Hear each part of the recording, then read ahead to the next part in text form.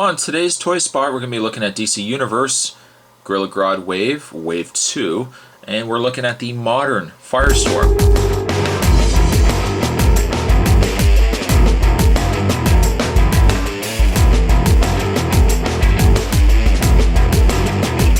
You've already seen my review of the classic Firestorm. Now we're looking at the modern. Now before we actually look at the figure itself, we'll look at the packaging. Packaging is the very familiar, very similar packaging to all the other figures. In fact, the package card, they have not changed for any of the characters in this wave. It's the exact same card on the back. Features down below a picture of Firestorm and includes the right leg of Gorilla Grodd. Now, I already have the classic Firestorm, so I already have the right leg of Gorilla Grodd. On the back, other figures in this wave, there's Harley Quinn. There's the Aquaman that featured also a long-haired variant. There is the Superman, the blue Superman, which also featured a red variant Superman. Black Manta. And Firestorm. Not pictured in this card is the classic Firestorm, which actually was the figure released in this wave. The modern Firestorm here was released later on. I don't know if there was a delay in getting this figure out, or if they wanted to retool the sculpt a little bit before they released it. But at any rate, this figure actually came out later into the year, and I picked this figure up. Even though it's a later released figure, they still released it with the card to Wave 2. The biography on this Firestorm is: when mortally wounded, Firestorm Ronnie Raymond fell from the sky. He cascaded Jason Rush in atomic energies. Jason thus bonded with the Firestorm Matrix and gained the ability to fuse his body with others. Eventually, Jason merged with Professor Martin Stein, original host of the Firestorm Matrix, to carry on the mantle and mission of Firestorm. And his statistics: first appearance is Firestorm number 1. Now this was the second series Firestorm, and it was in July 2004.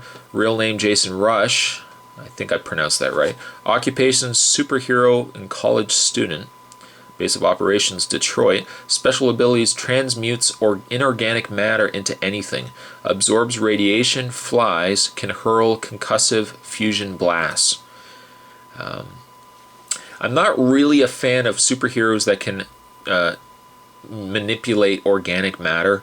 I always think it's a bit of a cop-out, because you can really do anything you want within reason. So I don't know, I'm not a big fan really of that ability.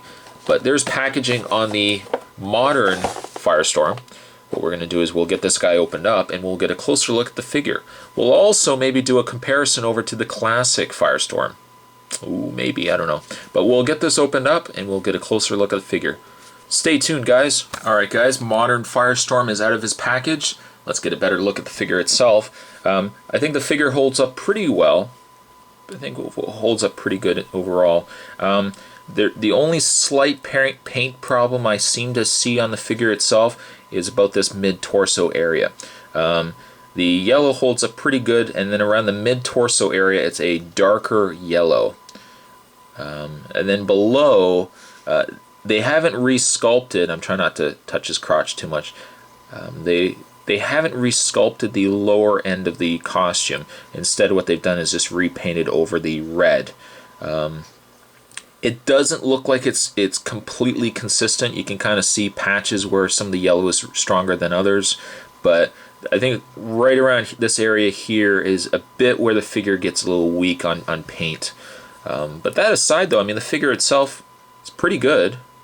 I don't think the paint's really all that bad anywhere else. It's just right around, like I said, that belt area. I like the sculpt on the flame. And the sculpt on the flame is completely different than the classic Firestorm, which I like as well. Speaking of the classic Firestorm,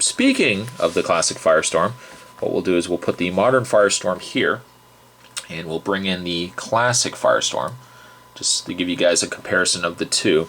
As you can see, they've reused the torso. I mean, they've pretty much reused all of the figure. The only difference is with the modern, they've added the additional knee pads. But aside from that, it is the exact same figure. And of course, the head is different as well. But I like the fact that the hair, I think you guys can see it, the hair is different on the two figures. So while this reviewer's opinion is that I do prefer the classic Firestorm over the modern, it is a nice comparison to have both. Some people, I think, well, they didn't necessarily grow up with the classic Firestorm. They probably know the modern Firestorm a little bit better. So there's the comparison on the two. I'll move the classic Firestorm out of the way, and we'll have a look at the figure itself. Like I said, great figure. The articulation is the same as the others, so the head is ball jointed. You can move the head pretty easy, actually. The shoulders, now I find the shoulder is a little loose on this particular figure. The bicep also is a little looser on this figure as well, but he has the jointed elbow. You can rotate the wrist, bend at the torso, you can rotate the waist, and you can bend the leg out, back and forth, rotate the thigh, you can bend at the knee, and you can also bend at the foot. Now, one thing I said with the, I'll just bend his head back there. One thing I said with the Firestorm, the classic Firestorm, is the same thing I'll say about this particular figure. I like the fact that the sculpt, from really the waist up, the sculpt is completely different than other DC Universe figures. It is nice to see, you know, a textured sleeve.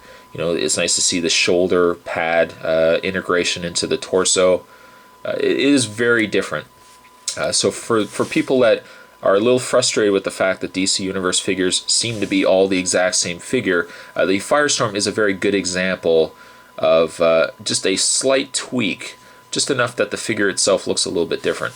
Now, the same accessories that came with the classic Firestorm also comes with the modern Firestorm as well. He comes with these little molecular spheres, I guess if you want to call it. I've yet to come up with a correct term for it, but these little spheres, these molecular doodads, and much like what I would have done with the classic Firestorm, I probably, when I have this guy on display, I'll probably have him posed with these on. I think it just kind of adds to the character. And my overall impression of the figure, it is a nice figure, but again, being that I am a 80s buff, I probably would prefer the classic Firestorm to this guy. This figure I probably would rate at about a 6, while the figure holds up pretty well, just because, again, I followed the Superpowers line growing up. I prefer the classic much more. So a 6 for the modern. And this wraps up this review. Stay tuned. Oh man, stay tuned for the Build-A-Figure, or the Collect and Connect Gorilla Grodd, and this will conclude my DC Universe Wave 2 figures. So I hope you guys enjoyed it, and I'll see you guys then. Later.